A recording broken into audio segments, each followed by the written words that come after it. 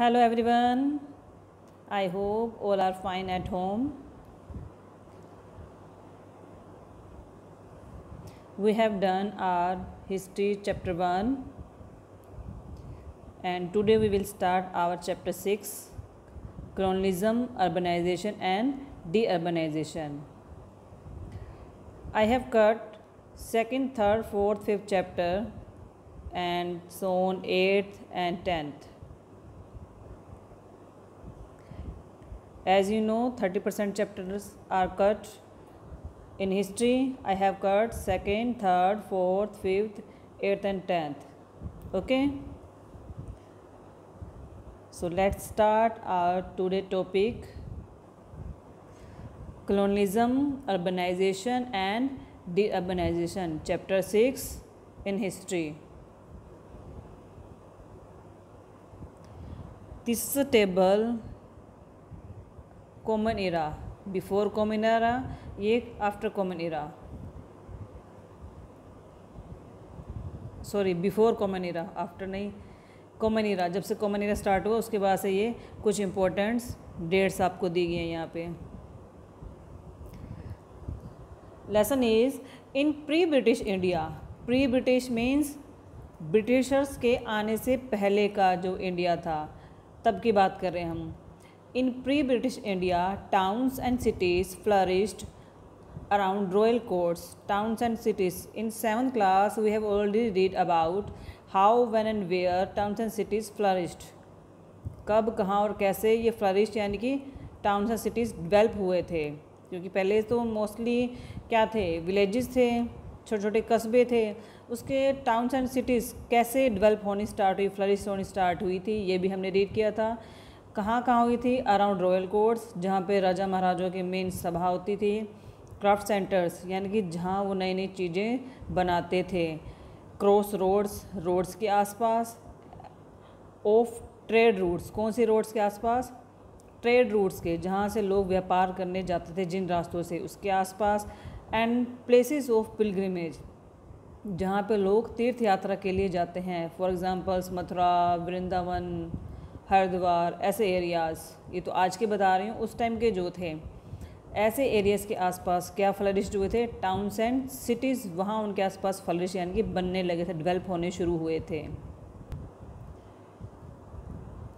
However, with the advent of the British, many Sultanate and Mughal era towns and cities lost prominence to newly established British cities such as Bombay. क्या जैसे जैसे Britishers आए उसके बाद क्या है, mostly जो राजा महाराजा लाइक मुग़ल थे और सुल्तान थे, उन्होंने क्या थी, लॉस्ट प्रोमिनेंस यानी कि अपनी शोहरत, अपनी प्रमुखता, जो उनके जो उस टाइम उनका राज था वो धीरे धीरे उनका चला गया था. और उसके साथ साथ ब्रिटिशर्स के साथ कई नई सिटीज़ बनी सच एज बॉम्बे, जिसे आज हम मुंबई के नेम से जानते हैं. Madras, new name is Chennai. Calcutta, Kolkata, new name. यानी कि ये जो पुराने नेम, ओल्ड नेम है, उस टाइम पे ब्रिटिश के टाइम पे ये नेम थे उनके, बॉम्बे, मद्रास एंड कलकत्ता.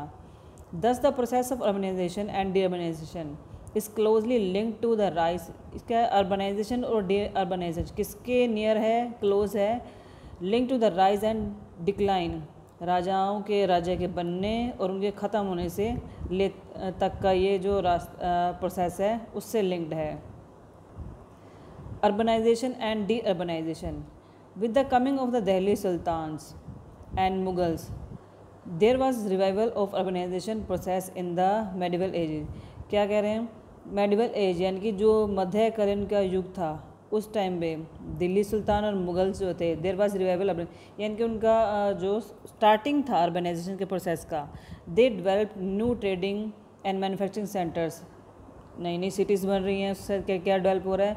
नए ट्रेड और मैन्युफैक्चरिंग सेंटर्स भी डेवलप हुए. While some emerge as centres of learning, और कुछ क्या थे, लर्निंग का यानी कि सीखने के सेंटर्स बने under the patronage of the rulers. Rulers की देख रेख में, देखभाल में या संरक्षण में ये कुछ जो थे लर्निंग के सेंटर बने. Capital cities of medieval rulers emerge as important administrative and economic centre.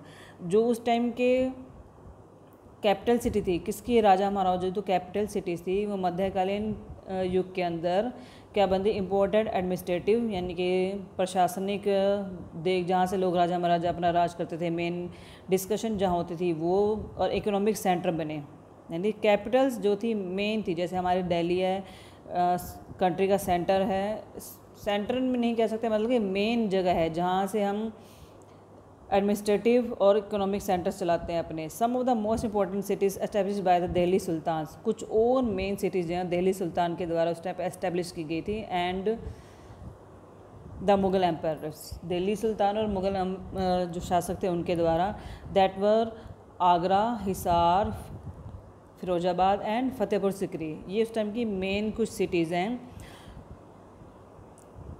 और जैसे जैसे मुग़ल एम्पायर वीक होता गया, यानी कि जैसे जैसे उनके राजा वीक होते गए, कमज़ोर होते गए, उनका यानी कि ध्यान नहीं रहा सत्ता के अंदर, तो वैसे वैसे क्या है काफ़ी से ड्रास्टिक चेंज आए किसमें, पॉलिटिकल सिस्टम के अंदर। And this leads to the decline many prominent trading centres and cities, जिसकी वजह से क्या हुआ, बहुत सारे जो मुग़ल एम्पायर के टाइम पे cities and trade centres develop हुए थे। अब नेचुरल है कोई भी राजा का राज्य फिनिश होगा तो उसके साथ जितना उसने बनाया था वो भी धीरे धीरे ख़त्म हो जाएगा। तो उसकी वजह से क्या है, कुछ ट्रेडिंग सेंटर और सिटीज़ जिस समय डेवलप हुई थी वो धीरे धीरे ख़त्म होने लगी। In the late 18th century, यानी कि 18th सेंचुरी के लास्ट तक, along with the rise of presidencies क्या है, important administrative centres of colonial India.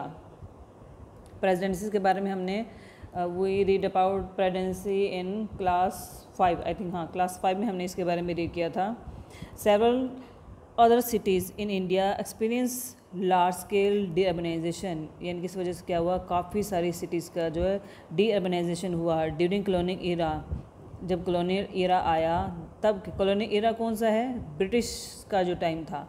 Handloom and handicraft industries declined, इस टाइम में ऐसा क्या हुआ था, we also read about in 5th class. क्यों ऐसा क्या हुआ था कि हैंडलूम एंड हैंडीक्राफ्ट जो इंडस्ट्री थी वो डिक्लाइन यानी कि ख़त्म होनी शुरू होगी। As the English turn India into a ready market for their cheap machine made goods, तो किस लिए हुआ था, हमने को पढ़ा था ना ये 5th क्लास में, how handloom and handicraft industry decline during British time. क्यों, क्योंकि बिकॉज जो ब्रिटिशर्स थे वो हैंडमेड चीज़ें हमारे को प्रोवाइड करवाने उन्होंने शुरू की थी। अब हैंडमेड जो थी मशीन से बनती थी, लार्ज स्केल में बनती थी, तो उनकी जो एक जैसे बनते थे, सिमेट्री होती थी बनने में, एक साथ क्वांटिटी में बहुत सारी चीज़ें बनेंगी तो क्या होंगी, वो चीप होंगी, चीप यानी कि सस्ती पड़ेंगी।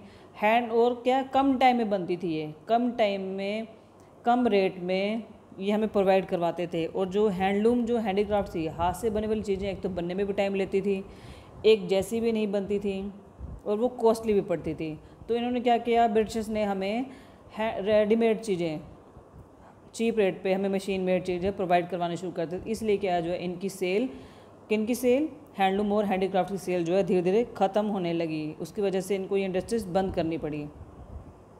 As a result centres specialising in handmade ingenious goods such as Dhaka in present day Bangladesh and Murshidabad declined. ये जो मेन जो सेंटर थे हैंडीक्राफ्ट के ढाका में एंड मुर्शिदाबाद में वो बंद करने पड़े, क्योंकि उनकी सेल नहीं हो रही थी। सेल नहीं हो रही थी चीज़ें, वो बंद करेंगे, लॉस हो रहा था उनके। With the fall of the patterns of luxury goods even town specialising in manufacturing them faded away. तो धीरे धीरे क्या हुआ, जो टाउन्स किसी चीज़ को मैन्युफैक्चर करने में फेमस थे लेकिन इनके आगे वो भी नहीं टिक सके, तो क्या धीरे धीरे वो भी बंद हो गए। With the shifting of political and economic activities to newly established administrative centers, all ports and trade centers were de-urbanized। क्या है, with the shifting of political system के शिफ्ट होने से, इकोनॉमिक एक्टिविटीज़ के शिफ्ट होने से, जो नए जो एडमिनिस्ट्रेट बने थे उसकी वजह से क्या पुराने सब क्या है फिनिश हो गए। क्या हुआ, उसके बाद नए बन गए सब, क्योंकि प्री ब्रिटिश इंडिया से पहले जो था ब्रिटिश इंडिया यानी कि ब्रिटिश के आने के बाद सब चेंज हो गया था। Next topic is growth of new towns and cities. नए टाउन्स और नई सिटीज़, यानी कि पुराना अब हमने क्या बड़ा सारा फिनिश हो गया और किस वजह से फिनिश हुआ, ख़त्म हुआ, ये भी हमने देख लिया। अब आ रहा है कि ग्रोथ ऑफ न्यू टाउन्स। अब न्यू टाउन्स और सिटीज़ बन रही हैं gradually in different parts of India. India के अलग अलग पार्ट्स के अंदर new towns and cities develop after the decline of the old towns. अब ओल्ड टाउन्स एंड सिटीज़ के ख़त्म होने के बाद क्या है, नई सिटीज़ और नए टाउन्स डेवलप्ड हो रहे हैं। These new urban centres can be broadly classified under the following categories, यानी कि जो नए टाउन्स और सिटीज़ बनते हैं वो कुछ कैटेगरीज में आगे डिवाइड किए गए हैं। फर्स्ट इज़ पोर्ट सिटीज़, यानी कि जो समुद्री तट के किनारे जो सिटीज़ डेवलप हुई थी। Port cities were the most important centres of British trading activities. ये क्या थे, ये ब्रिटिशर्स के मेन इंपॉर्टेंट सेंटर्स थे। किसके, ट्रेडिंग एक्टिविटीज़, व्यापार करने के लिए, ट्रेड करने के लिए। क्यों, क्योंकि वो अपना सामान कहाँ से, बाय शिप बाहर भेजते थे, तो यहाँ इनको शिप इजीली मिलती थी। From Calcutta, Bombay and Madras raw materials were sent to Britain. इन 3 जगह से, ये 3 इंपॉर्टेंट सिटी थी उस टाइम पर, यहाँ से क्या करते, रॉ मटेरियल यानी कि कच्चा माल वो अपने देश ब्रिटेन में भेजते थे। Similarly British finish goods including Lancashire cotton, यानी कि मखमली कॉटन जिससे कपड़ा तैयार होता है, मखमली, entered India mainly through this ports. अब क्या थे, रॉ मटेरियल अपने कंट्री में सेंड करते थे, उसके बाद क्या है, उसी यानी कि माल जा रहा है तो माल आ भी तो सकता है वहाँ से, तो वहाँ से करते फिनिश गुड, यानी कि वहाँ से मटेरियल प्रिपेयर करके अच्छा कॉटन बनाकर वो क्या करते थे, सब हमारे इंडिया में लाते थे वहाँ से, किस लिए, सेल करने के लिए। कहाँ से, इन्हीं पोर्ट्स से, इन्हीं तटों से। These ports also played a key role in further distribution of British goods to different parts of India. तो क्या यहाँ से जो माल लाते थे देन वो बाकी इंडिया के अंदर भी तो भेजेंगे, जरूरत तो नहीं कि सिर्फ इन्हीं 3 सिटीज़ में सेल करेंगे उन्हें, तो क्या करते थे उसे बाकी कंट्रीज़ के अंदर भी इन ब्रिटिश गुड्स को वो डिस्ट्रीब्यूट करते थे। सेकेंड क्लासिफिकेशन क्या है हमारा कैटेगरी का, नॉन कोस्टल सिटीज़। ये कोस्टल सिटीज़ थी, ये नॉन कोस्टल यानी कि जो समुद्र तट के पास एरियाज नहीं थे। These newly emerge cities were strategically located. Some of these cities such as, इनमें से क्या है, कुछ सिटीज़ कौन सी हैं, New Delhi rose in prominence mainly as a centre of administration. New Delhi यानी कि पुराने टाइम से ही न्यू दिल्ली जो है वो एडमिनिस्ट्रेटिव का एक सेंटर रही है। And Mughal Sarai as an important railway junction, Mughal Sarai उस टाइम का एक मेन रेलवे जंक्शन था, और न्यू दिल्ली क्या है उस टाइम का administrative centre. Next is hill stations. All the credit for developing a hill station goes to the British, यानी कि आज जो हमारे हिल स्टेशन इतने डेवलप्ड हैं, फ्लरिश्ड हैं, उनका सारा क्रेडिट किसे जाता है, ब्रिटिशर्स को जाता है। They develop hill station such as Dalhousie. उन्होंने कौन कौन से मेन हिल स्टेशन डेवलप किए हैं हमारे, डलहौजी, शिमला, मसूरी, दार्जिलिंग एंड ऊटी। और किस लिए डेवलप किए थे, to escape the hot and humid weather of the plains, यानी कि प्लेन्स जो मैदानी एरिया में वो रहते थे, वहाँ की ह्यूमिडिटी और गर्मी से बचने के लिए वो यहाँ शिफ्ट हुए थे, इसलिए उन्होंने इन हिल स्टेशन को डेवलप किया था अपने टाइम के अंदर। The most well known and prominent hill station व शिमला, जो उस टाइम की जानी पहचानी, जहाँ वो ज़्यादा जहाँ के अपना राज करते थे, जहाँ से अपना एडमिनिस्ट्रेशन का काम करते थे, that was Shimla. It was Shimla from where the British government conducted its affairs for a part of the year, यानी कि लगभग पूरे साल में का काम, पूरे साल मेन काम कहाँ से लाते थे, शिमला से। During the summer month, mainly summer month के अंदर, गर्मियों के अंदर वो शिमला जाके रहते थे। The basic idea was establish a place. Main idea क्या था कि ऐसे एरिया को एस्टेब्लिश करने का where they could recover from the heat, यानी कि जहाँ वो गर्मी से भी बच सकें, एंड डिसीज ऑफ प्लेन्स, और मैदानी एरिया में जो बीमारियाँ फैलाती है गर्मी से, उनसे भी बच सकें। They conducted church, malls and central avenue. उन्होंने क्या बनाया, चर्च डेवलप किए, कंस्ट्रक्ट किए, बनाए, मॉल बनाए, सेंट्रल एवेन्यूज़ बनाए, which reflected the influence of English architecture tradition. वो क्या दिखाते थे हमें, वो हमें इंग्लिश के आर्किटेक्चर का ट्रेडिशन हमें शो करते थे, जो उन्होंने मॉल, चर्च, ये सेंट्रल जो बनाए थे।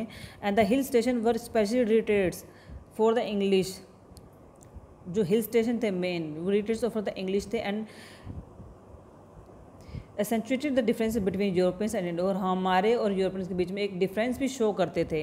Records reveal that with the beginning of summer, records हमें क्या दिखाते हैं, beginning of the summers in India most of the British officer moved according to records. जो रिकॉर्ड्स हमारे पास रखे हैं उसके अकॉर्डिंग क्या है, जैसे ही समर स्टार्ट होती थी, समर स्टार्ट होने के साथ साथ जो ब्रिटिशर्स थे मेन, वो कहाँ मूव कर जाते थे, हिल स्टेशन की तरफ मूव कर जाते थे, क्योंकि उनसे वो इतनी हीट सहन नहीं होती थी। कौन कौन से मेन हिल स्टेशन की तरफ वो मूव करते थे? शिमला, मसूरी, नैनीताल, दार्जिलिंग और ऊटी, इन जगह में वो शिफ्ट कर जाते थे। लास्ट कैटेगरी इज कंटेनमेंट्स, यानी कि मिलिट्री कैंप। उस टाइम पे जो ब्रिटिश उन्होंने अपने एक मिलिट्री कैंप भी बनाए थे। The British also developed cantonments based on European plan, जो उनके अकॉर्डिंग डेवलप किए गए थे, विद ब्रॉड रोड्स, उनकी जिसके लिए उन्होंने छोटी छोटी सड़कें बनाई, ह्यूज ओपन स्पेसेस बनाए, एंड सेपरेट रेजिडेंशियल, उनके लिए मिलिट्री के लिए स्पेशल रहने के लिए एरिया भी बनाया, एंड ऑफिस एरियाज, उनके लिए कुछ ऑफिस एरियाज भी डेवलप करवाए। Lansdowne in Uttarakhand and Danapur in Patna are example of cantonment towns establish during the British period. British period के अंदर ये दो मेन जो फेमस हुए थे वहाँ पे जो मिलिट्री कैंप बनाए थे, ये किसने बनाए थे? ब्रिटिशर्स के द्वारा बनाए गए थे यहाँ पर। These were generally a little away from the main city where the families of the armed forces resident. ये जो थी मेन सिटी से थोड़ी दूर जाके ये रेजिडेंस एरिया बनाए गए थे, किसके लिए? मिलिट्री के जो फैमिली मेम्बर्स थे, आर्मी के जो फैमिली मेम्बर्स थे, उनके रहने के लिए सिटी से कुछ दूर का एक एरिया बनाया गया था, जिसे मिलिट्री कैंप के नेम से जाना जाता है, कंटेनमेंट्स के नेम से जाना जाता है।